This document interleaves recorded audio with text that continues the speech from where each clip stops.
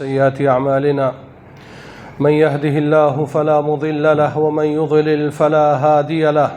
وأشهد أن لا إله إلا الله وحده لا شريك له وأشهد أن محمدًا عبده ورسوله يا أيها الذين آمنوا اتقوا الله حق تقاته ولا تموتن إلا وأنتم مسلمون يا أيها الناس اتقوا ربكم الذي خلقكم من نفس واحدة وخلق منها زوجها وبث منهما رجالا كثيرا ونساء واتقوا الله الذي تساءلون به والأرحام إن الله كان عليكم رقيبا يا أيها الذين آمنوا اتقوا الله وقولوا قولا سديدا يصلح لكم أعمالكم ويغفر لكم ذنوبكم ومن يطع الله ورسوله فقد فاز فوزا عظيما أما بعد فإن خير الحديث كتاب الله وخير الهدي هدي محمد صلى الله عليه وسلم وشر الأمور محدثاتها وكل محدثة بدعة وكل بدعة ضلالة وكل ضلالة في النار أعوذ بالله من الشيطان الرجيم بسم الله الرحمن الرحيم قاف والقرآن المجيد بل عجبوا أن جاءهم منذر منهم فقال الكافرون هذا شيء عجيب أإذا متنا وكنا ترابا ذلك رجع بعيد قد علمنا ما تنقص الأرض منهم وعندنا كتاب حفيظ بل كذبوا بالحق لما جاءهم فهم في أمر مريج أفلم ينظروا إلى السماء فوقهم كيف بنيناها وزيناها وما لها من فروج والأرض مددناها وألقينا فيها رواسي وأنبتنا فيها من كل زوج بهيج تبصرة وذكرى لكل عبد منيب ونزلنا من السماء ماء مباركا فأنبتنا به جنات وحب الحصيد والنخل باسقات لها طلع نضيد رزقا للعباد وأحيينا به بلدة ميتا كذلك الخروج كذبت قبلهم قوم نوح وأصحاب الرس وثمود وعاد وفرعون وإخوان لوط وأصحاب الأيكة وقوم تبع كل كذب الرسل فحق وعيد أفعينا بالخلق الأول بل هم في لبس من خلق جديد وقال تعالى أعوذ بالله من الشيطان الرجيم ولقد أرسلنا رسلا من قبلك وجعلنا لهم أزواجا وذرية وقال النبي صلى الله عليه وسلم إني أتزوج النساء فمن رغب عن سنتي فليس مني اسلامی بھائیوں، اللہ تعالیٰ کی تعریف، اس کی بڑائی اور اس کی عبادت، اس کی دی ہوئی تمام نعمتوں پر اس کا شکر بجا لانا یہ ہم سب انسانوں کی پیدائشی ذمہ داری ہے، خاص طور پر ہم مسلمانوں کی، اس رب کے لیے جو اکیلے ہی اس کائنات کا خالق بھی ہے، مالک بھی ہے، اکیلے ہی سب کو روزی بھی دیتا ہے اور اکیلے ہی اس کائنات کے نظام کو چلاتا بھی ہے، پیدا بھی وہی کرتا ہے، جلاتا بھی وہی ہے، مارتا بھی وہی ہے۔ درود و سلام نازل ہو آخری نبی محمد عربی صلی اللہ علیہ وسلم پر، جن کے ذریعے اللہ تعالیٰ نے ہمیں اور آپ کو قرآن و حدیث اور کتاب و سنت کی شکل میں ہدایت نصیب فرمایا۔ آج کے خطبے کا موضوع نکاح، شادی اور اس سے متعلق کچھ ضروری باتیں۔ یہ موضوع غالباً مجھے اس لیے ہی دیا گیا کہ ابھی جمعہ کے فوراً بعد نکاح کا پروگرام ہے، نکاح کی مجلس ہے، آپ لوگ بھی تشریف رکھیں اور لڑکے اور لڑکی کو اپنی دعاؤں سے نوازیں۔ اور اس موضوع پر بارہا آپ تقریر سن چکے ہوں گے، بیانات سنتے رہتے ہیں۔ میں خود اس مسجد میں ایک سے زیادہ بار اس موضوع پر روشنی ڈال چکا ہوں، مگر انسان کی فطرت ہے بھولنا، دنیاوی کاموں میں آدمی مشغول ہو جاتا ہے، اس لیے بہت ساری باتیں اس کے ذہن و دماغ سے نکل جاتی ہیں۔ اس لیے بطور یاد دہانی، بطور ریمائنڈر، اللہ اس کے رسول صلی اللہ علیہ وسلم کی باتوں کی روشنی میں نکاح اور اس کے کچھ جو ضروری احکام و مسائل ہیں، ضروری باتیں ہیں، وقت جیسا اجازت دے گا میں آپ کے سامنے رکھنے کی کوشش کروں گا۔ نکاح یہ ایسا لفظ ہے جو ہمارے سماج میں بولا بھی جاتا ہے، سنا بھی جاتا ہے، اور لوگ اس کا معنی اور مطلب بھی سمجھتے ہیں۔ یہ جب سے انسانی نسل کا سلسلہ شروع ہوا، ہم سب کے باپ، سارے انسانوں کے باپ آدم علیہ السلام سے، اسی وقت سے یہ نکاح اور شادی بیاہ کا بھی سلسلہ جاری ہے۔ اس لیے کہ اللہ تعالیٰ نے قرآن مجید میں ارشاد فرمایا وَلَقَدْ أَرْسَلْنَا رُسُلًا مِّن قَبْلِكَ وَجَعَلْنَا لَهُمْ أَزْوَاجًا وَذُرِّيَّةً۔ اے نبی صلی اللہ علیہ وسلم، ہم نے آپ سے پہلے بھی اس دنیا میں رسول اور پیغمبر اور نبی بھیجے ہیں، اور سب کو ہم نے بیوی اور بچوں والا بنایا، اور اس روئے زمین کے سب سے پہلے آدمی اور سب سے پہلے نبی ہم سب کے باپ آدم علیہ السلام ہیں۔ اور آپ سب کو معلوم ہے کہ اللہ رب العالمین نے جب انہیں جنت میں داخل کیا، اور جیسا کہ اللہ تعالیٰ نے ان سے وعدہ کیا تھا اور ان کو حکم بھی دیا تھا کہ تم جنت کے اندر جاؤ اور جنت کے اندر رہو، روایتوں میں ملتا ہے کہ آدم علیہ السلام کو جنت ملنے کے بعد بھی وہاں سکون نہیں تھا، بے قراری تھی، اضطراب اور بے چینی کی زندگی گزار رہے تھے۔ جنت میں کس چیز کی کمی ہے، کس نعمت کی کمی ہے،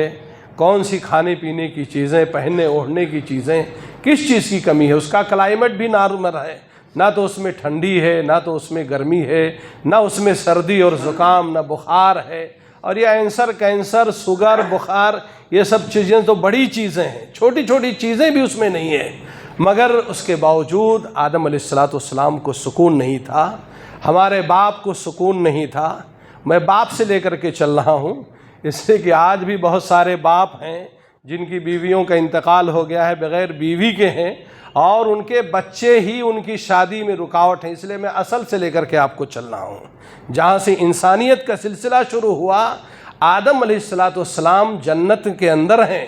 کسی نعمت کی کمی نہیں ہے، اس کے باوجود ان کو بے چینی ہے، بے قراری ہے۔ اللہ تعالیٰ نے ان کی بے چینی اور بے قراری ہم سب کی ماں حوا علیہ السلام کو انہی کے جسم سے، انہی کی پسلی سے اللہ تعالیٰ نے نکال کر کے پیدا کر کے ان کی بیوی بنایا اور ان کا جوڑا بنایا، اور اس کے بعد جتنے نبی اور رسول اس دنیا کے اندر آئے، نوح علیہ السلام، موسیٰ علیہ السلام، عیسیٰ علیہ السلام، ہود علیہ السلام، لوط علیہ السلام، اور پتہ نہیں کتنے نبی ہیں جن کا ذکر قرآن اور حدیث میں نہیں ہے، اور کچھ لوگ ہیں جن کا ذکر ہے۔ اللہ تعالیٰ نے کہا کہ ہم نے ان سب کو بیوی اور بچوں والا بنایا ہے۔ تو یہ شادی بیاہ، یہ جب سے انسان کا وجود ہے، اور سب سے پہلے آدمی آدم علیہ السلام، یہ انہی سے اس کا رواج ہے، وہیں سے اس کا سسٹم ہے، اور قرآن مجید میں اس بات کا ذکر ہے۔ اور خود ہمارے نبی محمد عربی صلی اللہ علیہ وسلم نے ایک موقع پر جب چند صحابہ کرام آپ کے غیر موجودگی میں آپ کے گھر آئے، اور پردے کے پیچھے سے ام المومنین عائشہ رضی اللہ تعالی عنہا سے آپ کی عبادت کے بارے میں پوچھا، تو آپ رضی اللہ تعالی عنہا نے نبی صلی اللہ علیہ وسلم کی عبادت کے بارے میں، دن اور رات میں آپ کیسے اپنا وقت تقسیم کرتے ہیں، اس کی پوری تفصیل بیان کی کہ آپ صلی اللہ علیہ وسلم رات میں سوتے بھی ہیں، جاگتے بھی ہیں، بیویوں کا بھی حق ادا کرتے ہیں، روزہ رکھتے بھی ہیں اور نہیں بھی رکھتے ہیں، شادی بیاہ بھی کیا ہے۔ تو صحابہ کرام نے جو ان کا تصور تھا آپ کے بارے میں، وہ یہ سمجھتے تھے کہ پیارے نبی صلی اللہ علیہ وسلم لگاتار روزہ ہی رکھتے ہیں، وہ یہ سمجھتے تھے کہ پیارے نبی صلی اللہ علیہ وسلم رات بھر کھڑے ہو کر کے تہجد ہی پڑھتے ہیں، اپنے جسم کو نہ تو آرام دیتے ہیں، نہ ہی اپنی بیویوں کو ان کا جنسی حق دیتے ہیں۔ تو ان لوگوں نے کہا کہ یہ تو بہت معمولی عبادت ہے، کأنہم تقالوہا۔ انہوں نے آپ صلی اللہ علیہ وسلم کی عبادت کی تفصیل سننے کے بعد آپ کی عبادت کو کمتر سمجھا، معمولی سمجھا۔ یہیں سے اتباع سنت کی ہمیں تعلیم ملتی ہے۔ اور وہ 2-3 لوگ تھے، ان میں سے ایک صاحب نے کہا کہ میں تو آج کے بعد لگاتار روزہ رکھوں گا،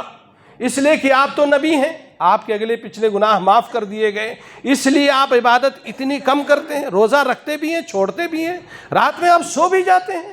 رات میں آپ بیویوں کے پاس بھی سوتے ہیں۔ تو ان کو لگا کہ آپ اس لیے کم عبادت کرتے ہیں کہ آپ نبی اور رسول ہیں۔ تو سب لوگوں نے اپنا اپنا پلان بنایا۔ ایک صاحب نے کہا کہ میں لگاتار روزہ ہی رکھوں گا اور کبھی ناغہ نہیں کروں گا۔ دوسرے صحابی نے کہا کہ میں پوری رات تہجد پڑھوں گا، پوری رات تہجد پڑھوں گا۔ اور ایک صحابی نے تو یہاں تک کہہ دیا کہ بیوی بچوں کی وجہ سے، شادی بیاہ کے جھنجٹ میں پڑنے کی وجہ سے عبادت میں خلل ہوگا، اس لیے انہوں نے کہا کہ میں شادی بیاہ ہی نہیں کروں گا، عورتوں سے شادی ہی نہیں کروں گا۔ پیارے نبی صلی اللہ علیہ وسلم آئے، ام المومنین عائشہ رضی اللہ تعالیٰ عنہا نے ان کی باتیں بیان کی، تو آپ صلی اللہ علیہ وسلم نے فرمایا الا اے لوگو سن لو، اللہ کی نگاہ میں اللہ کے نزدیک سب سے بڑا ولی اور سب سے بڑا پرہیزگار اگر کوئی ہے تو وہ میں ہوں، محمد عربی صلی اللہ علیہ وسلم۔ اور اس میں کس کو شبہ ہے، اس میں کس کو شک ہے کہ آپ سے بڑا اس دنیا میں نہ تو کوئی ولی پیدا ہوا ہے نہ پیدا ہوگا، نہ آپ سے زیادہ کوئی پرہیزگار پیدا ہوا ہے نہ پیدا ہوگا۔ لیکن اس کے باوجود میں روزے رکھتا بھی ہوں، چھوڑتا بھی ہوں، ناغہ بھی کرتا ہوں، لگاتار روزے نہیں رکھتا ہوں، اور میں رات میں سوتا بھی ہوں، عبادت بھی کرتا ہوں، بیویوں کا بھی حق دیتا ہوں، اور میں نے شادی بیاہ بھی کیا ہے۔ دیکھو میری بیوی خدیجہ رضی اللہ تعالیٰ عنہ، ام المومنین عائشہ، ام المومنین حضرت حفصہ، اور اس طرح کی تمام بیویاں ہیں، اور ان میں سے حضرت خدیجہ رضی اللہ تعالیٰ عنہ سے میرے پاس بچے بھی ہیں۔ اور سن لو، یہ سب میرا طریقہ ہے، رات میں سونا بھی، رات میں عبادت بھی کرنا، شادی بیاہ بھی کرنا، بیوی بچوں کا حق بھی دینا، یہ میری سنت ہے۔ فمن رغب عن سنتی فلیس منی، لہذا جو میری سنت سے اعراض کرے گا، میری سنت سے ہٹے گا، اس کا میری امت سے اور میرے دین سے اس کا کوئی تعلق، کوئی رشتہ نہیں ہے۔ اس حدیث سے پتہ چلتا ہے کہ اسلام کے اندر شادی بیاہ کی، اگر آدمی بلا ضرورت شادی بیاہ سے بھاگتا ہے تو یہ ایک طریقے سے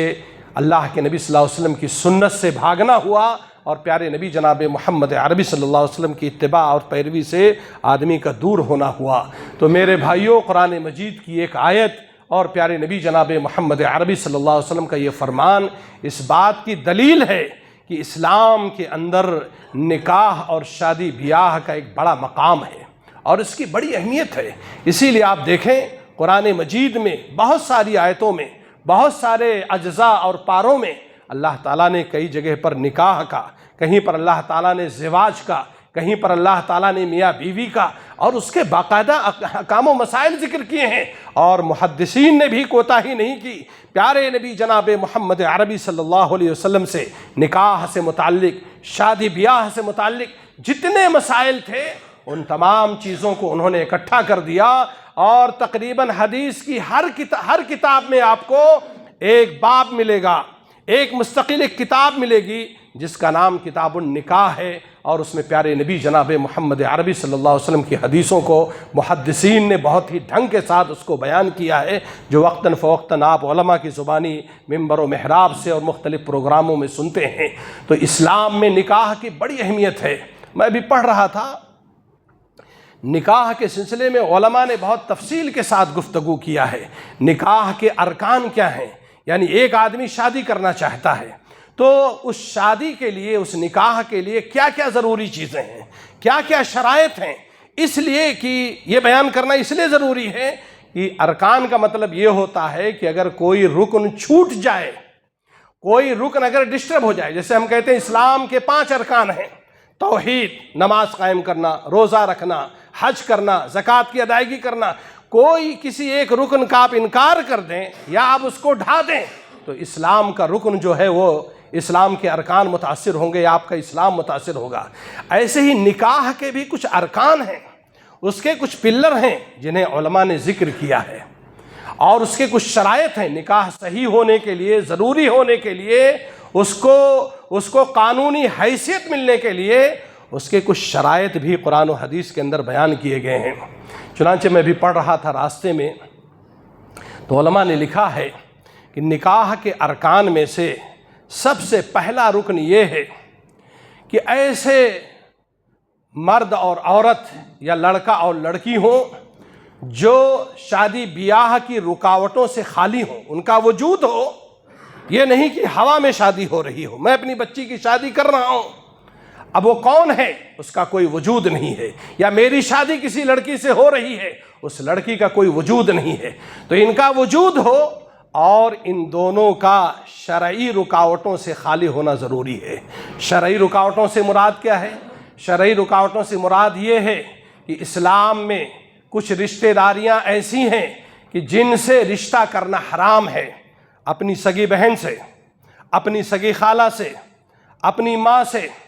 اور اسی طریقے سے اپنی سگی پھوپھی سے، اس طرح کے رشتے ہیں، اپنی دادی سے، اپنی نانی سے، یہ سب رشتے ایسے ہیں جو ہمیشہ کے لیے حرام ہیں، یہ کسی بھی حال میں آپ کے لیے حلال نہیں ہو سکتے ہیں۔ آپ جب رشتہ کریں تو اس چیز کو کنفرم کر لیں، اس کا ویریفیکیشن کر لیں کہ جس بچی سے یا بچے سے رشتہ ہو رہا ہے یہ کہیں محرمات ابدیہ میں سے تو نہیں ہے، ان رشتہ داریوں میں سے تو نہیں ہے کہ جن سے ہمارا رشتہ اللہ اس کے رسول نے ہمیشہ کے لیے حرام کر دیا ہے۔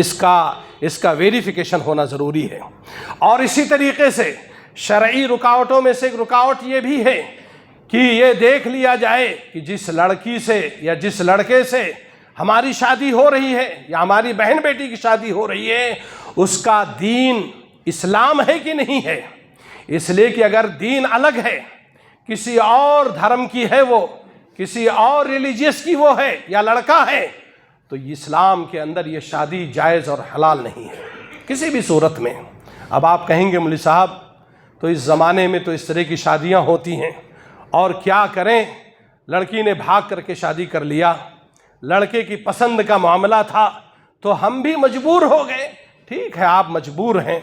آپ کا گھرانہ مجبور ہے، مگر اسلام مجبور نہیں ہے۔ اسلام کی تعلیمات واضح ہیں۔ اللہ تعالیٰ نے اس روئے زمین پر اتنے لڑکے اور لڑکیاں پیدا کیے ہیں کہ جن سے آدمی اپنے مذہب کے اندر شادی کر سکتا ہے، اور یہ مسئلہ اور یہ دکھ صرف مسلمانوں کے لیے نہیں ہے، یہ خود غیر مسلموں کے لیے۔ مثال کے طور پر میرا ہی بچہ ہو یا میرا سگا بھائی ہو اور وہ مسلمان ہے، اور کسی ہندو لڑکی سے پیار و محبت میں آ کر کے، یا کسی جین لڑکی سے یا کسی عیسائی لڑکی سے پیار و محبت میں آ کر کے کسی طرح اس کو محبت کے جال میں پھنسا کر کے شادی کر لے، تو میرے بھائیوں، مکی مدنی گھرانے کا ہو یا کسی بھی گھرانے کا ہو، یہ شادی درست نہیں ہے۔ یہ نکاح کا جو پہلا رکن ہے وہ وہاں پر منہدم ہو جاتا ہے۔ اس لیے آج ہمارے سماج میں ہوتا کیا ہے کہ جب برائیوں کی کثرت ہوتی ہے، فتنے جب بڑھ جاتے ہیں تو آدمی ان کو دیکھتے دیکھتے مانوس ہو جاتا ہے۔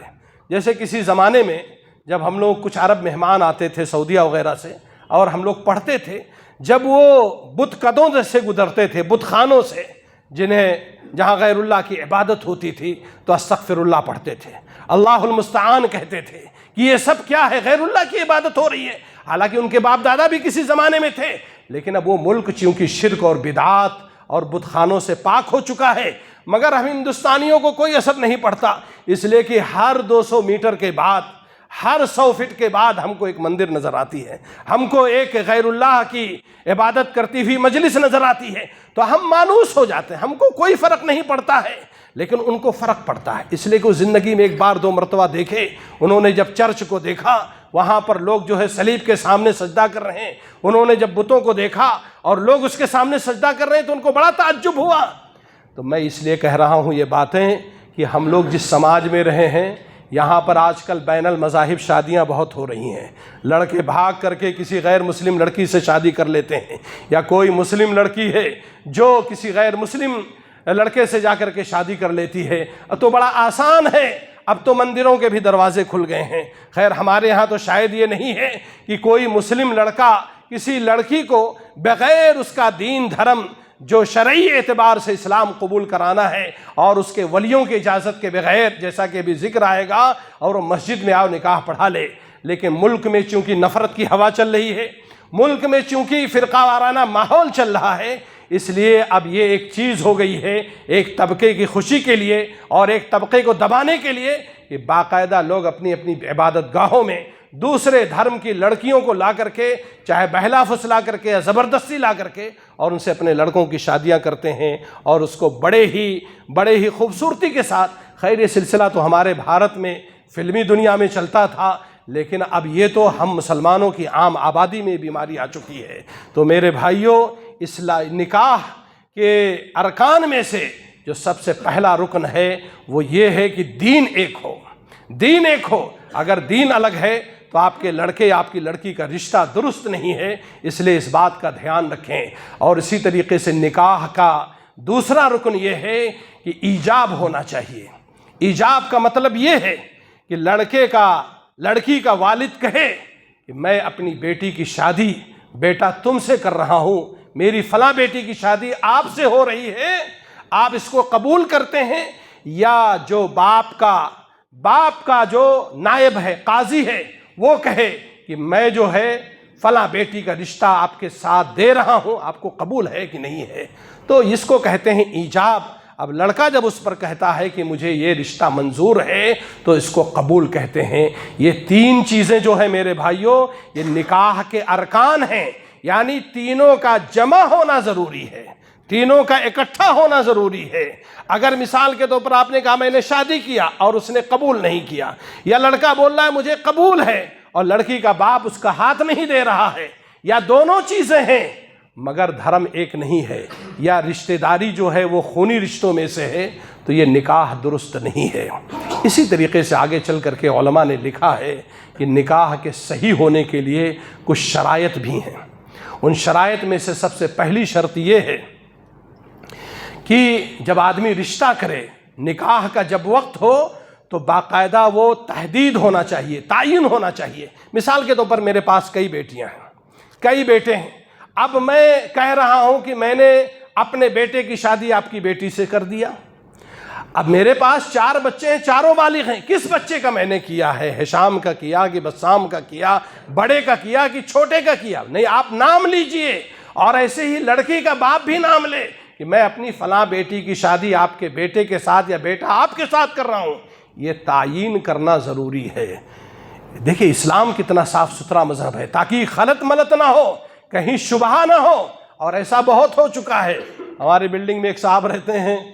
گئے تھے رشتہ دیکھنے کوئی اور پسند آ گئے کوئی اور جگہ پر، وہ لڑکا موجود نہیں تھا، دوسرے کو لوگوں نے پسند کر دیا۔ بلڈنگ کے لوگ اس چیز کو جانتے ہیں۔ مطلب کہنے کا مطلب یہ ہے کہ اسلام کلیریفیکیشن چاہتا ہے، اسلام وضاحت چاہتا ہے، اس لیے کہ یہ رشتہ ایک دن کا نہیں ہے، ایک مہینے ایک سال کا نہیں ہے، پوری زندگی کا معاملہ ہے۔ اس لیے ساری چیزیں کنفرم ہونی چاہیے کہ کس لڑکے کا رشتہ کس لڑکی کے ساتھ ہو رہا ہے۔ اور دوسری شرط، بہت اہم شرط یہ ہے کہ میاں بیوی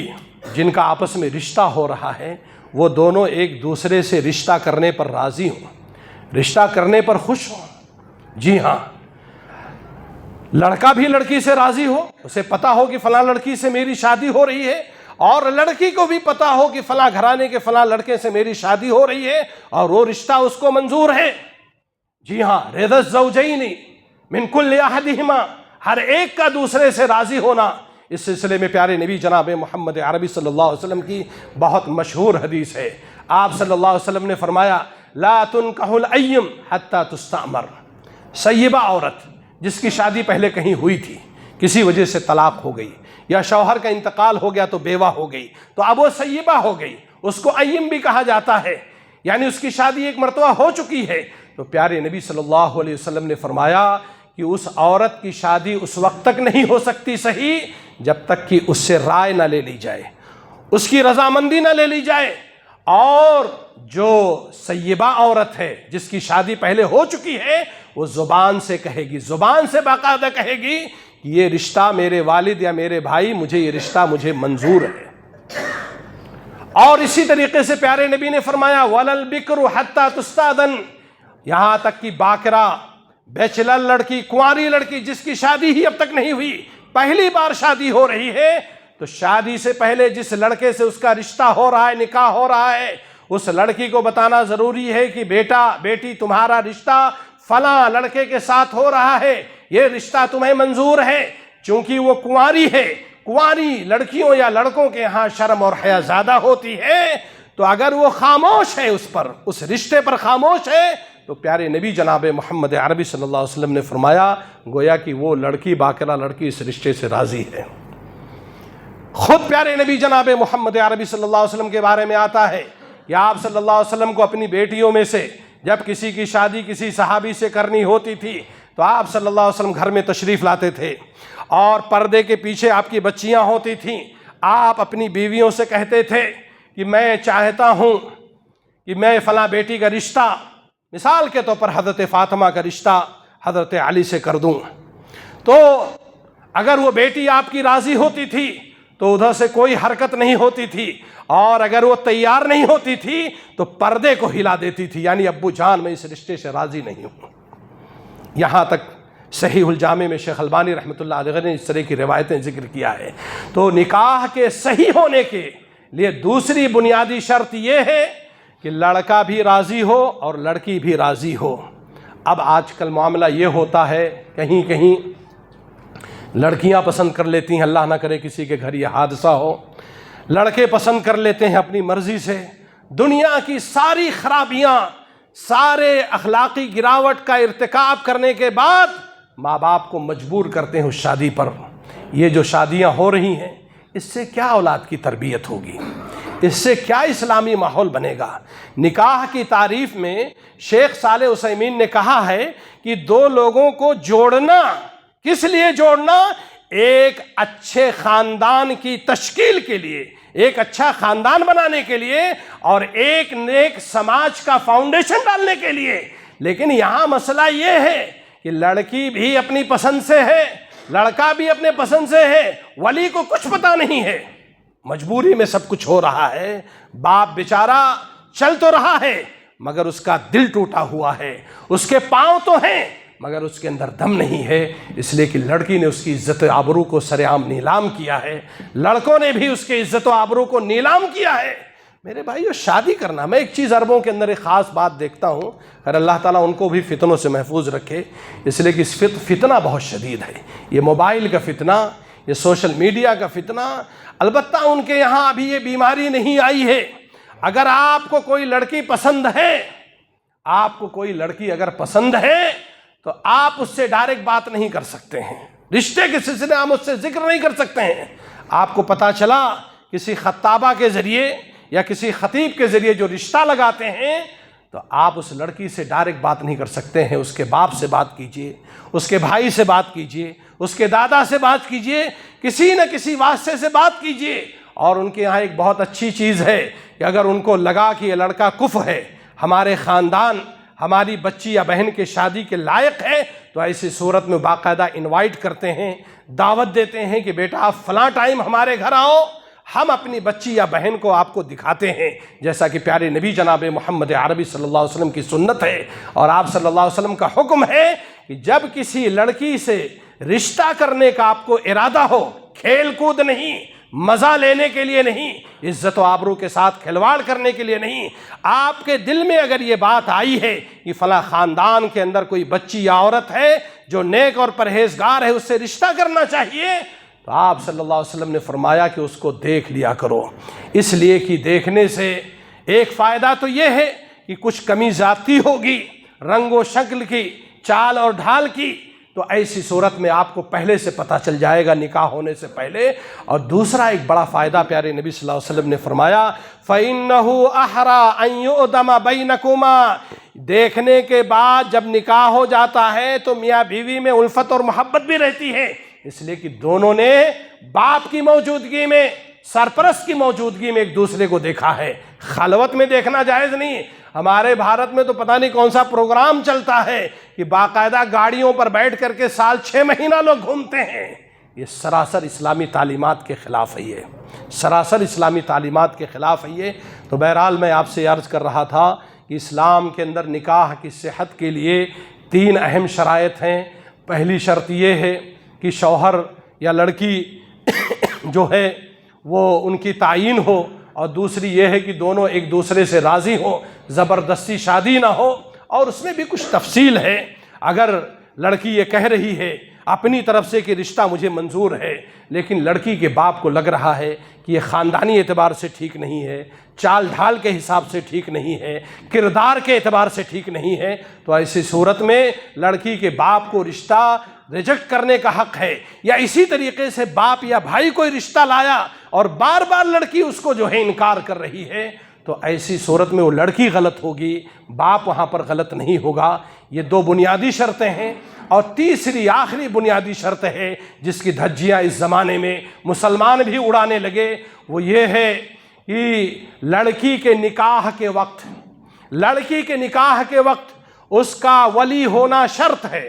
اس کے ولی کی اجازت ضروری ہے۔ پیارے نبی جناب محمد عربی صلی اللہ علیہ وسلم نے فرمایا لا نکاح الا بولی وشاہد عدل، کوئی بھی نکاح اس وقت تک درست ہو ہی نہیں سکتا جب تک کہ اس نکاح میں لڑکی کا ولی نہ ہو۔ ولی میں اس کا ولی اس کا باپ بن سکتا ہے، اس کا دادا بن سکتا ہے، اس کا بھائی بن سکتا ہے، اگر عورت ہے اس کے بچے ہیں اور وہ بچے بڑے ہو گئے ہیں تو بچے بھی بن سکتے ہیں، پوتے بھی بن سکتے ہیں، پھر اسی طریقے سے چچا بھی بن سکتا ہے، چچا زاد بھائی بھی بن سکتے ہیں۔ یہ سب لوگ جب نہیں رہیں گے، اور اس کے بعد آگے چل کر کے علماء نے اس کا سلسلہ بیان کیا ہے، مگر بغیر ولی کے میرے پاس کئی ایک لوگوں نے فون کیا، اس لیے کہ مختلف مجلسوں میں بیٹھتے ہیں، کہیں پر ہنسی مذاق کی بھی باتیں ہوتی ہیں، تو ہو سکتا ہے لوگ اس ہنسی مذاق کو آپس میں جو دل لگی کی باتیں ہوتی ہیں اس کو آسانی سے لے لیں۔ کچھ نوجوانوں نے فون کیا کہ مولانا ایک نکاح پڑھانا ہے، فلاں جگہ چلنا ہے، تو میری زبان سے نکل گیا کہ بھئی لڑکی کا کوئی ولی ہے؟ بولے سب کچھ ہے، لڑکی کا ولی نہیں ہے۔ سب کچھ ہے، مہر بھی ہے، لڑکی بھی تیار ہے، لڑکا بھی تیار ہے، مگر لڑکی کا ولی نہیں۔ میں نے کہا ولی مر گیا ہے کیا؟ اگر ولی مر گیا ہے تو پیارے نبی صلی اللہ علیہ وسلم نے فرمایا کہ جس لڑکی کا کوئی ولی نہ ہو تو حاکم وقت جو مسلمانوں کا بادشاہ یا خلیفہ ہے وہ اس لڑکی کا ولی ہوگا۔ اور ہمارے ملک میں اگر کوئی خلیفہ نہیں ہے تو جماعت اور جمعیت کے جو امیر ہیں وہ ہوں گے، بغیر ولی کے نکاح نہیں ہو سکتا ہے۔ ارے مولانا کوئی راستہ ہے؟ کوئی راستہ نہیں، لا نکاح الا بولی وشاہد عدل۔ اس سے اندازہ لگتا ہے کہ ہمارے سماج میں یہ فتنہ در آیا ہے،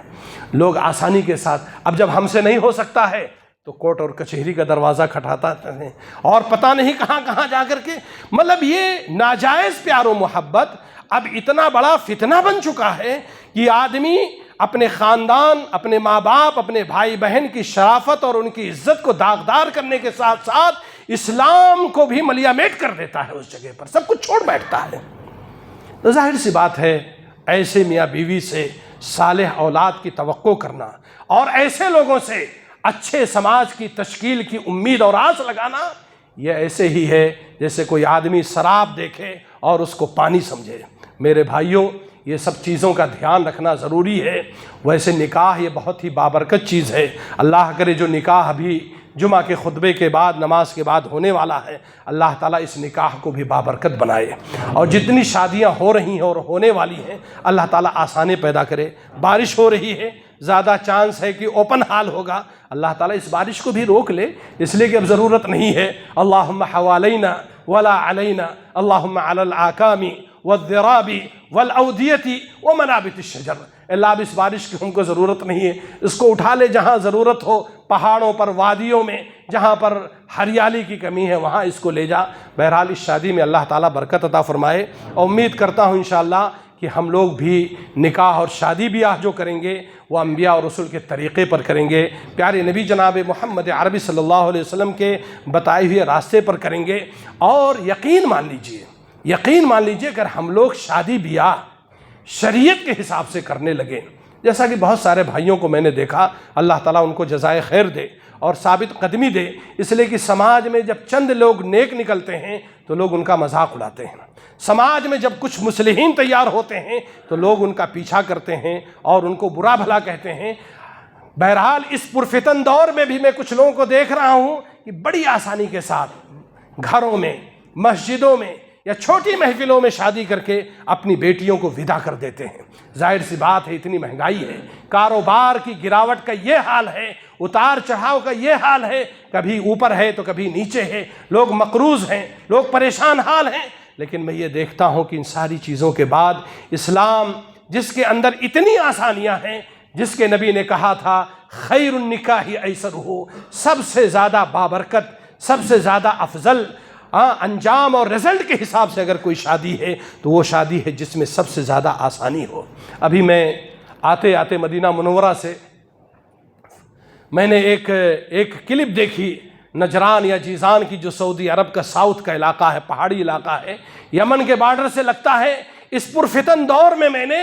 کچھ لوگوں کو جو قبائل کے سردار تھے ان کے بیانات کو میں نے سنا۔ انہوں نے کہا کہ آج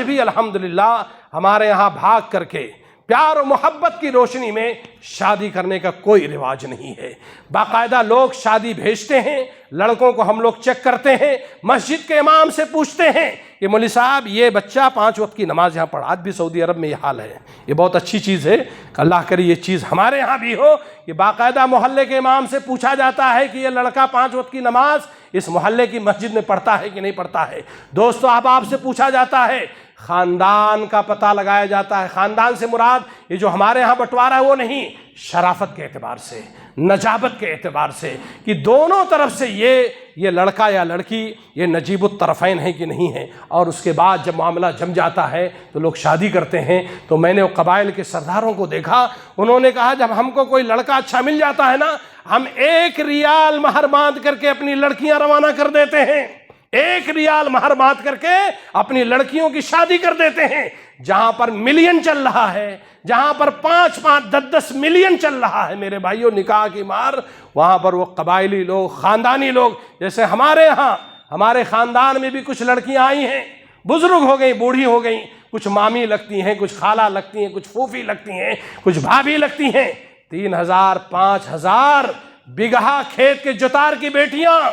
لیکن عزت و آبرو پر کبھی انہوں نے دھبا نہیں لگنے دیا ہے۔ ان کے پائچے میں سوراخ ہے، ان کے کپڑے پھٹ چکے ہیں، شوہر نالائق ہے، لیکن کبھی انہوں نے شکوہ شکایت نہیں کیا۔ ایک ہی بات زبان پر ہے کہ اللہ تعالیٰ نے جو ہمارے مقدر میں لکھا تھا وہ ہم کو ملا۔ خالی اپنے ماما کو آپ نصیحت کیجئے، اپنے بھیا کو آپ نصیحت کیجئے، اپنے خالوں کو نصیحت کیجئے کہ 5 وقت کی نماز اور قرآن پڑھیں، باقی ہم کو کچھ نہیں چاہیے۔ تو اس لیے زمین پر نیکی کرنے والے، بھلائی کرنے والے ہر فیلڈ میں لوگ موجود ہیں۔ اللہ کرے ہم لوگ بھی اس طرح کی سنت کو آباد کریں اور اپنے بیٹوں اور بیٹیوں کی شادی کو آسان کریں، اس لیے کہ معاملہ بہت آگے جا چکا ہے۔ اگر اس پر کنٹرول نہ کیا گیا تو ایسی صورت میں پورا سماج برباد ہو جائے گا۔ یورپ امریکہ کو دیکھیے، کوئی خاندانی نظام نہیں ہے۔ بیٹی کو پتہ نہیں ہے میرا باپ کون ہے، بیٹے کو پتہ نہیں ہے میری ماں کون ہے، کہاں سے لوگ پیدا ہو رہے ہیں، کون کس کا رشتہ دار ہے، کچھ پتہ نہیں ہے۔ پورا نظام درہم بھرم ہو چکا ہے۔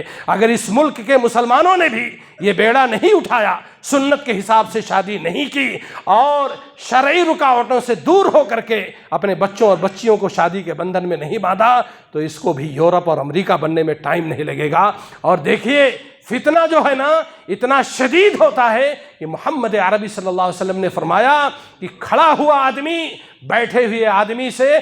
ہوا آدمی کھڑا ہوا آدمی چلنے والے آدمی سے بہتر ہوگا، چلنے والا دوڑنے سے بہتر ہوگا، بیٹھا ہوا آدمی کھڑے سے بہتر ہوگا۔ تو آپ آسان مت سمجھیے، آپ تیاری رکھیے، مسجدوں سے قریب رہیے، علماء سے قریب رہیے، قرآن و حدیث سے قریب رہیے، علماء کی مجلسوں سے رہیے، کثرت کے ساتھ سجدوں میں دعا مانگیے، یا مقلب القلوب ثبت قلوبنا علی دینک، یا مصرف القلوب ثبت قلوبنا علی دینک۔ اللہ تو ہمارے دلوں کو اپنے دین اور اپنے اسلام پر قائم اور باقی رکھ۔ اگر آپ یہ دعا نہیں پڑھیں گے، مسجدوں سے اپنے آپ کو نہیں جوڑیں گے، تو کوئی بعید نہیں ہے کہ ہمارا بھی گھرانہ اسی طرح تباہ و برباد ہو جائے جیسے دوسرے ملکوں کا ہوا ہے۔ اللہ تعالی ہمیں قرآن و حدیث کی روشنی میں نکاح اور شادی بیاہ کرنے کی توفیق عطا فرمائے۔ وآخر دعوانا ان الحمدللہ رب العالمین۔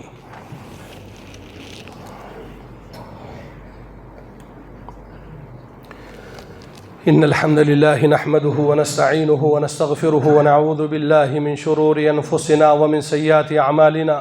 من يهده الله فلا مضل له ومن يضلل فلا هادي له، وأشهد أن لا إله إلا الله وحده لا شريك له، وأشهد أن محمدا عبده ورسوله۔ إن الله يأمر بالعدل والإحسان وإيتاء ذي القربى وينهى عن الفحشاء والمنكر والبغي يعظكم لعلكم تذكرون۔ اذكروا الله يذكركم وادعوه يستجب لكم، ولذكر الله تعالى أعلى وأولى وأجل وأتم وأهم وأكبر۔